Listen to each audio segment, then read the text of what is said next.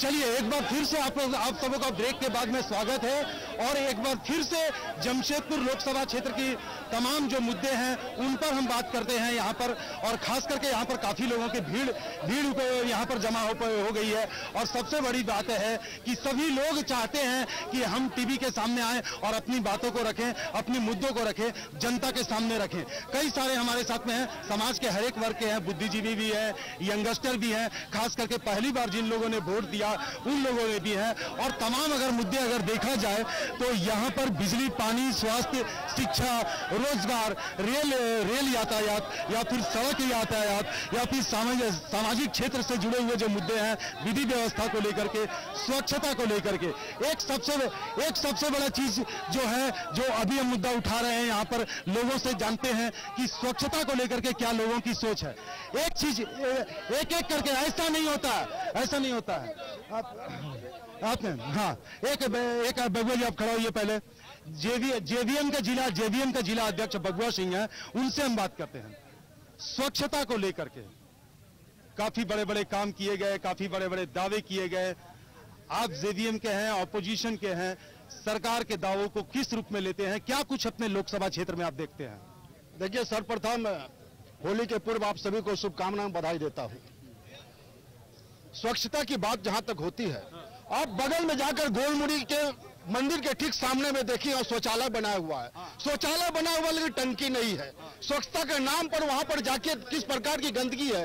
आप जाके सर्कस मैदान में जाके देखिए, वहां पर बना हुआ है आपका शौचालय, लेकिन टंकी नहीं है। हम पूछना चाहते हैं कि कैसी स्वच्छता? आप बताइए, गंदगी का अंबार है, ये कैसी स्वच्छता? हम कह सकते हैं स्वच्छता के नाम पर सिर्फ राजनीति हो रही है, ऐसी गंदी राजनीति नहीं होनी चाहिए, मैं कहना चाह रहा हूं। लेकिन रेटिंग में तो जमशेदपुर को नंबर 1 बनाया गया। जमशेदपुर को जिन लोगों ने नंबर 1 बनाया, मैं उनका आंख खोलना चाहता हूं। जाकर मुख्यमंत्री के आवास से 1000 मीटर की दूरी पर देखिए, जहां शौचालय बना हुआ है वहां पानी की टंकी नहीं है। यह कैसे स्वच्छता चलाया जा रहा है, मैं पूछना चाहता हूं। आप आइए तो एक मिनट आइए, एक जवाब दीजिए। एक मिनट एक सवाल उभर करके आया है स्वच्छता को लेकर के। संजीव जी जो बात किए थे तो उसमें लेकर के सवाल आया कि कहीं ना कहीं विपक्ष सवाल उठा रहा है, स्वच्छता को लेकर के क्या कुछ कहेंगे? जो सवाल उठ रहा है विपक्ष की ओर से, वो सवाल बिल्कुल निराधार है। पहली बार आजादी के 70 साल के बाद माननीय नरेंद्र मोदी ने घर घर में शौचालय बनाने की बात की है। 70 वर्षों में आज तक किसी कांग्रेस सरकार को ध्यान नहीं आया कि महिलाओं के लिए शौचालय कितना जरूरी है। पहली बार घर घर में शौचालय की बात यदि किसी ने की है तो माननीय प्रधानमंत्री मोदी जी ने किया। जवाब ले लूं इसका? जवाब ले लेता हूं। अजय जी आप बताइए, स्वच्छता को लेकर के घर घर शौचालय बना, शौचालय महिलाओं को आज तक किसी ने शौचालय बना करके नहीं दिया, हमारी रहने को, हमारी माताओं बहनों को। आप बताइए। नहीं, मैं आपके नेता से बात कर रहा हूं। 2019 के चुनाव के बाद में रिजल्ट आएगा कि सबसे पहले शौचालय घोटाला मिलेगा आपको। पूरे देहात में जाके देखिए, शौचालय के नाम पर बंदर बाट, अगर कुत्ता भी ठेल देना तो शौचालय गिर जाए, ये स्थिति है। सही ये बात है, केवल आप जा करके देखिए, अगर दम है या राज्य के मुख्यमंत्री को अगर दम है तो शौचालय का जो है सीबीआई जांच करा दे, सारे ठेकेदार, सारे पदाधिकारी सब जेल के सलाखों के अंदर बंद हो जाए। चलिए ठीक है। अजय जी एक सवाल आपसे। उज्ज्वला योजना को लेकर के भी हमारी माताएं बहनें धुआं में खाना बनाती थी, पाइप से फूंकती थी, लेकिन अब सबको सुलभ है, सभी लोग गैस पर खाना बनाते हैं। क्या कहेंगे? ये बहुत बड़ा स्कैंडल है। किस तरीके से कुछ महिलाओं को मोबाइलाइज करके करोड़ों लोगों का जो गैस का दाम बढ़ाया गया, सब्सिडी के नाम पर जो लूटपाट हुआ, बहुत आंशिक तौर पर महिलाओं को सुविधा मिली है, बहुत आंशिक तौर पर, लेकिन बहुत बड़ा लूटपाट हुआ।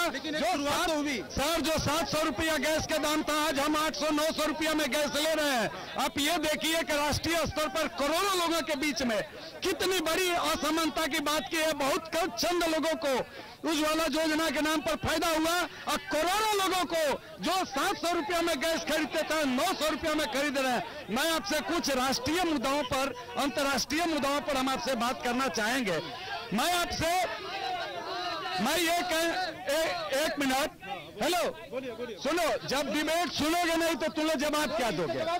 सुनो, अगर हम कोई बात इसका जवाब भी लेंगे, आप लोग शांत रहे। देखो, हम लोग जो बात करेंगे ये उसकी जवाब देंगे। हल्ला करने से कोई मतलब नहीं होगा, बातें होनी चाहिए।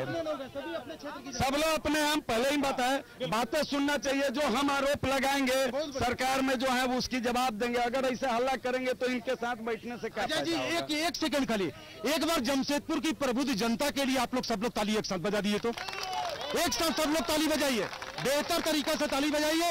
ये ताली आप लोगों के लिए है और शांति से सुनिए। देखिए कुछ अच्छे, अभी देखिए मेन जो है वो कई सारे गंभीर मुद्दे हैं, उस पर हम लोग बात करेंगे।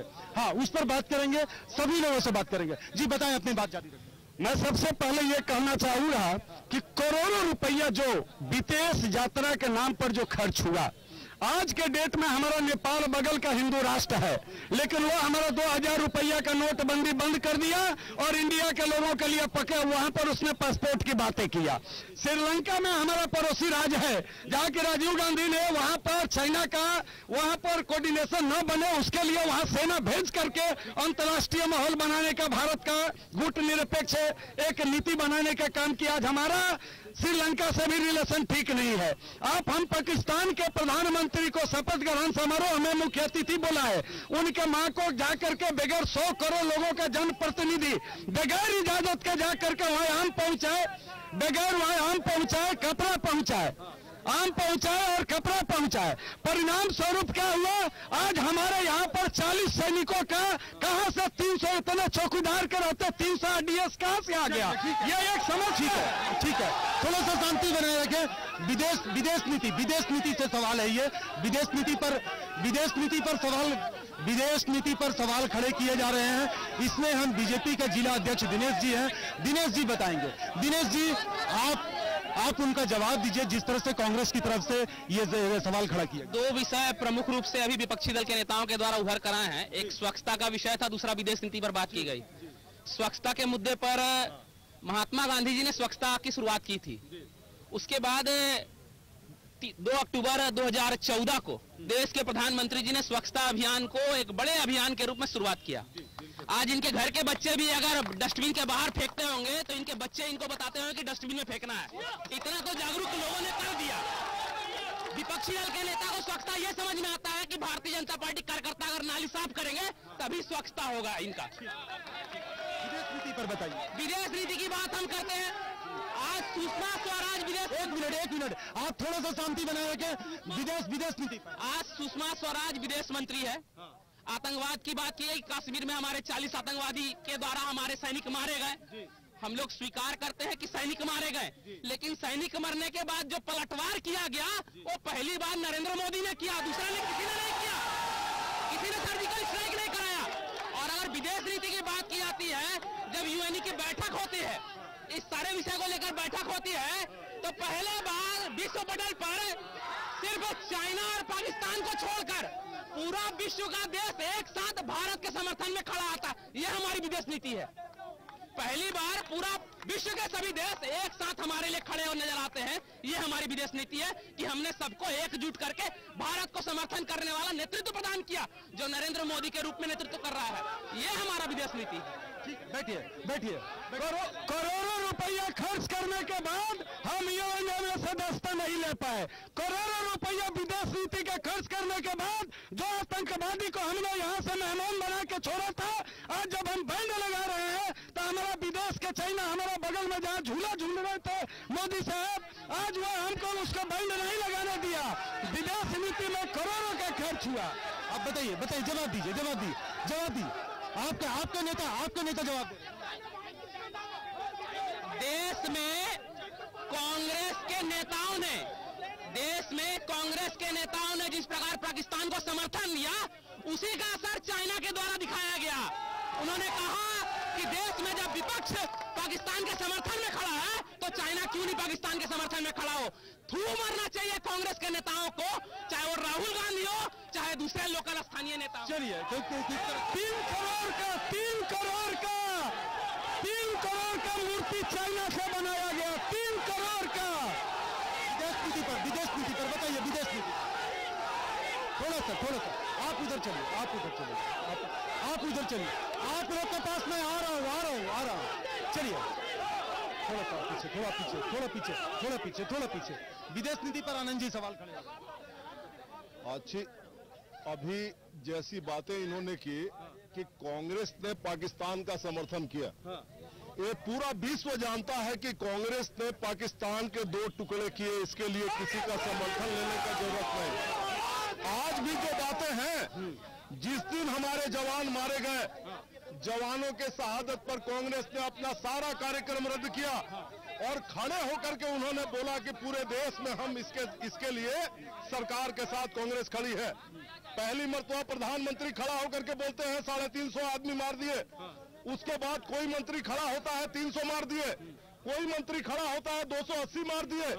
सेना कहती है कि हम तो सिर्फ टारगेट हिट करते हैं, हम लाश नहीं गिनते। तो ये पूछना कि आप बता दो वास्तव में है कितने, आपका कौन मंत्री सच बोल रहा है? ठीक है, आज इसको विरोध बोलते हैं। हम लोग कहते हैं कि नामर्दगी वाली सरकार है और हम बात करते हैं अपने सांसद पर कि जिस सांसद को यहाँ के लोगों ने वोट दिया, जिस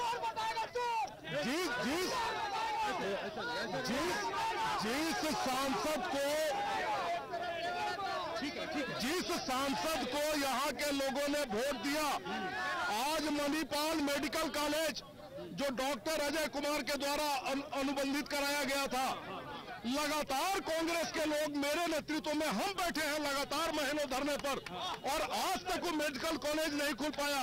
क्यों नहीं खुल पाया? क्यों सांसद मौन है?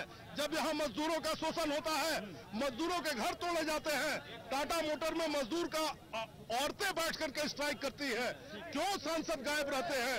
ये सारा बात हम लोग अपने सांसद से पूछना चाहते हैं। ठीक है, उनसे हिसाब में ठीक है, ठीक है, ठीक है, ठीक है। ये बातों को घुमाने का प्रयास नहीं किया जाए। यहाँ के एमपी पर बात किया जाए। हम भी आपसे बात करेंगे कि डिबेट यहाँ के एमपी का है। ठीक है, एमपी पर बात होनी चाहिए। ठीक है, ठीक है। देखिए एक मिनट मैं आऊंगा, मैं सबके पास आ रहा हूँ। दिनेश जी एक मिनट रुके। दिनेश जी आप एक उनका जवाब दे दीजिए। देश को बांटने की बात की गई है। 1947 में नेहरू मोह नहीं होता कांग्रेस को, अगर सरदार पटेल को प्रधानमंत्री बनाया जाता तो आज पाकिस्तान कहीं नजर नहीं आता। देश को बांटा है तो कांग्रेस ने बांटा है पाकिस्तान के रूप में, इसलिए देश को बांटने का आरोप भारतीय जनता पार्टी पर नहीं लगा सकता। देश को कांग्रेस ने बांटा है। एक चीज परितोष कुछ कांग्रेस के और भी लोग हैं, उन लोगों से बात करते हैं। एक मिनट हल्ला नहीं, एक मिनट। परितोष जी, कौन से ऐसे मुद्दे हैं? देश को कांग्रेस ने बांटने का काम किया है, सरदार पटेल को अगर बना दिया जाता, बहुत तरह की बातें आ रही। इतिहास को तोड़ मरोड़ कर पूरे देश के सामने पेश किया जा रहा है। जो लोग कांग्रेस, जब तक इनसे पूछा जाए कि आरएसएस के मुख्यालय में 50 साल तक तिरंगा क्यों नहीं फहराया, सावरकर गोवेडकर के द्वारा ये लोग देशभक्ति का नारा लगा रहे हैं। मेरा दूसरा मुद्दा झारखंड से रिलेटेड है। यहाँ के युवाओं के साथ जो रघुवर सरकार ने जो छल किया है, मोमेंटम जी, लोकसभा के युवाओं के साथ मोमेंटम झारखंड के नाम पर विवेकानंद जी की जयंती पर युवा दिवस पर 1 लाख लोगों को रोजगार बांटा गया और कहीं रोजगार नहीं था। इस रोजगार का भरपाई कहां से होगा? स्वच्छता अभियान की बात की जा रही है। एक मिनट स्वच्छता अभियान की बात की जा रही है। वेस्ट ट्रीटमेंट प्लांट कहां बनाया गया है? एक लाइन में बताइए। हम बोलना चाहते हैं नरेंद्र मोदी 2014 का घोषणा पत्र पढ़े, उसके बाद जनता से वोट मांगे। एक सवाल। ठीक है। अब आप लोगों से बात करते हैं। आपसे मैं बात कर लिया ना, आपसे बात किया ना, मैं एक बार किया ना। आप बताइए। हेलो, मैं बताना चाहता हूँ कि जिस तरह के नारा विपक्ष लगा रही है कि चौकीदार चोर है, तो जनता ने पूछा तो जनता को दौड़ा के कार्यकर्ताओं पार्टी के कार्यकर्ताओं द्वारा पीटा जा रहा है। भाषा नहीं, असंसदीय भाषा नहीं, मुद्दों की बात करें। आप मुद्दा बताएं, क्या कुछ बड़ा मुद्दा है आपके क्षेत्र? सबसे बड़ा मुद्दा तो ये है कि महागठबंधन के लोग बैठे हैं, ये बताएं कि इनका उम्मीदवार कौन है, ये बताएं कि इनका प्रधानमंत्री का उम्मीदवार कौन है। ठीक है, कई सारे सवाल हैं। भूपेंद्र जी आप बताइए भूपेंद्र जी। देखिए, जमशेदपुर नगरी मजदूरों की नगरी है, युवाओं की नगरी है। आज केंद्र की सरकार द्वारा अगर हम इनकम टैक्स लिमिट देखा जाए तो 5 लाख करने वाले भारतीय जनता पार्टी ही है ना। यहाँ के मजदूरों की इतना इससे बड़ा समस्या का नहीं था कि इतने सालों में 2.5 लाख से वो अमाउंट बढ़ने था। और दूसरा युवाओं की बात किया जाए, रोजगार की बात किया जाए तो आज हमारा सरकार के द्वारा 18 ITI college, 12 polytechnic college, 3 engineering college खोले जा रही है। इससे बड़ा क्या समाधान चाहिए युवाओं के लिए? बहुत बढ़िया बात रखे। आप कुछ बोल रहे थे चंद्रशेखर? एक मिनट, ये मजदूरों का शहर है ना, मजदूरों का शहर है और एक सरकार द्वारा बहुत बड़ी उपलब्धि दी गई है। ग्रेजुएटी में जो 10 लाख रुपए का टैक्स में छूट था वह 20 लाख रुपए किया गया, तो ये मजदूर के लिए बहुत बड़ी जीत है। मजदूरों का शहर है और इनकम टैक्स में काफी बड़ी रिबेट दी गई है, उसको लेकर के हम बात करते हैं। आप बताइए, एक मिनट रुकिए। मजदूरों का शहर है, इनकम टैक्स में रिबेट दिया गया, क्या कहेंगे? मजदूरों का सर इनकम टैक्स रिबेट तो बहुत बढ़िया बात है। मजदूरों के लिए सबसे पहले सोचा कौन, ये मुद्दा बात है। ठीक है, मैं कुछ बात बोलना चाहता हूँ। सबसे पहले सुनिए, बड़े भाई साहब, आनंद भाई साहब ने एक तो बात बोले हैं कि रोजगार वाला बात है। मनरेगा वाला स्कैम किनके समय में आया था? पहला बात, आगे बोलिए। एक ESIC हॉस्पिटल वाला भाई साहब ने कहा है 5 लाख रुपए वाला किसने दिया? हमारा सरकार ने दिया है। ठीक है, इन लोगों का 300 मारे, 280 मारे, कम से कम कुछ तो मारे। आपने क्या मारे थे? बस ठीक है, मैं बात करता हूँ। बंटी जी, आप कुछ बताना चाह रहे थे, बताइए। देखिए, मैं इतना ही कहना चाहूंगा कि जो यहाँ झारखंड से बच्चों का जो पलायन हो रहा था, यहाँ पे पॉलिटेक्निकल कॉलेज, मेडिकल कॉलेज और यहाँ पे रोजगार की जो सुविधा दी, कौशल विकास के तहत प्रशिक्षण दिया जा रहा है, तो मैं ये बोलूंगा। और यहाँ पे मैं दूसरी बात, थोड़ी देर पहले स्वच्छता पे लोग बोले, स्वच्छता पे जितना जागरूक है कि हम आज झारखंड जमशेदपुर 16वें नंबर में। और मैं दूसरी बात ये भी कहना चाहूंगा कि इन लोग का जो जी है ना, पहले 2G था, अब जीजा जी आए हैं। और अब इन लोग कहां तक जाएंगे? अभी इन्होंने मजूद जी कहा, और ये जी जो है ना इनका, ये जी इनका खत्म नहीं होगा। अभी ये लोग मोदी जी बोलेंगे। ठीक है। अभी बार एक कंपनी की बात करते हैं। केबुल के बारे में हमने सवाल नहीं उठाया। 4 कंपनियां इस कार्यकाल में संसद ने खोलने का प्रयास किया, खोला, राखा, सिद्धेश्वर, चापड़ी, 3-4 कंपनी। 4 जो कंपनियां खुली वो विपक्षियों को दिखाई नहीं देता। एक कंपनी के लिए बात नहीं हुई, वो दिखाई देता है। दूसरी बात है, आज जब 2014 के बाद 2019 के चुनाव में है, विपक्ष के महागठबंधन में इतना दम नहीं है कि एक प्रत्याशी की घोषणा करें जो हमारा एक मिनट, रोज एक सांसद का नाम आता है, प्रदेश अध्यक्ष पीछे हट जाते लड़ने के लिए। उनमें कॉन्फिडेंस नहीं है कि हम चुनाव लड़ सके। पिछले बार हमने मोदी के नाम पे वोट मांगा था, इस बार मोदी के काम पे। थोड़ा सा आप लोग शांत रहिएगा प्लीज, थोड़ा सा शांत रहिएगा। एक देखिए, हमने तमाम मुद्दों पर बातचीत की, चाहे वो अंतर्राष्ट्रीय स्तर पर हो या राष्ट्रीय स्तर पर हो या फिर लोकसभा स्तर पर हो। एक अहम मुद्दा, एक अहम मुद्दा को मैं अभी छेड़ता हूं। राम मंदिर का मसला, राम मंदिर का मसला था। राम मंदिर मसला पर सबसे पहले अभी मैं जो विपक्ष के जो लोग हैं उन लोगों से मैं बात करता हूं। राम मंदिर, एक मिनट, थोड़ा सबसे बोलिएगा। की खाते हैं, मंदिर यही बनाएंगे, तारीख नहीं बताएंगे। आप आएंगे, आप बताइए।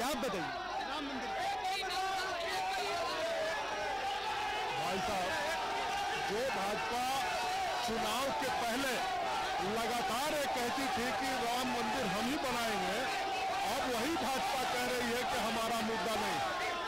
आज भाजपा ने नकार दिया कि हम इसको नहीं बनाएंगे, और राम मंदिर जब भी बनेगा तो हम लोग को बात कहते थे सारे मंदिरों का समस्या कांग्रेस।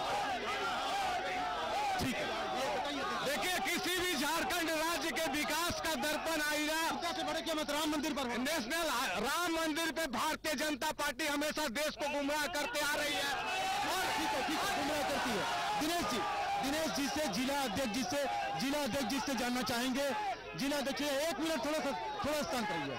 एक मिनट थोड़ा सा शांत रहिए। दिनेश जी, राम मंदिर पर कई सारे सवाल उठ रहे हैं कि गुमराह किया जा रहा है, गुमराह किया जा रहा है, मंदिर वहीं बनाएंगे, डेट नहीं बताएंगे, आप क्या करें? राम मंदिर पर देश की जनता भी जानती है। जब जब कांग्रेस की सरकार है, आप पुराना इतिहास देखिए 2004 से लेकर 2014 तक, और उससे पहले भी, अटल जी के पहले जब कांग्रेस की सरकार रही है, कभी जनता भी नहीं मांग करती है कि राम मंदिर बनाने की बात हो, या कांग्रेस की नेता भी नहीं करती है। जब भारतीय जनता पार्टी का शासन आता है, भारतीय जनता पार्टी की सरकार और भारतीय जनता पार्टी की नेता चाहती है, और जनता भी उसी समय चाहती है कि भारतीय जनता पार्टी के शासन में राम मंदिर की बात हो। इसलिए राम मंदिर की बात को हमेशा जनता जीवित रखती है भारतीय जनता पार्टी के शासन में। हम भारत माता की जय बोलते हैं, हम वंदे मातरम बोलते हैं। इनको वंदे मातरम बोलने में दिक्कत, इनको भारत माता बोलने में, जय बोलने में दिक्कत। तो आपने जिस तरह से देखा तमाम राजनीतिक दलों से हमने बातचीत की, तमाम मुद्दों पर बातचीत की। ऐसे तो हमारे लोकसभा क्षेत्र में या फिर भारत की बात करें तो मुद्दे ही मुद्दे हैं, लेकिन तमाम लोगों पर बात की, सभी से रायशुमारी ली, मन को टटोलने की कोशिश की, और अब समय आ गया है, अब चूंकि समय आ गया है रिपोर्ट कार्ड प्रस्तुत करने का।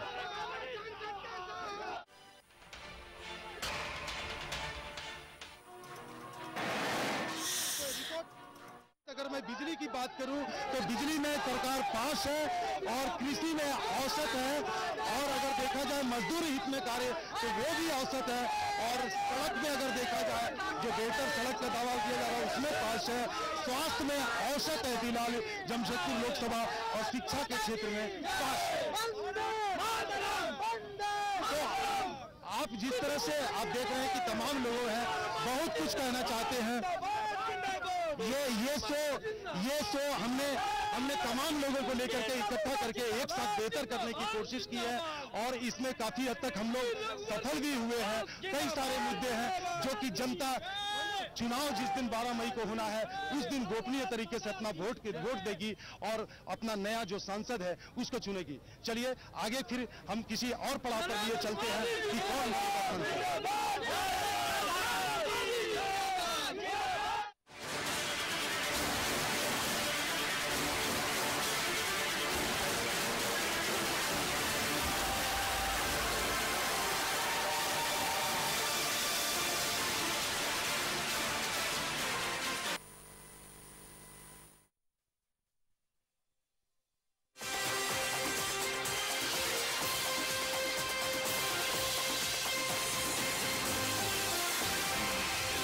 सच है तो दिखेगा।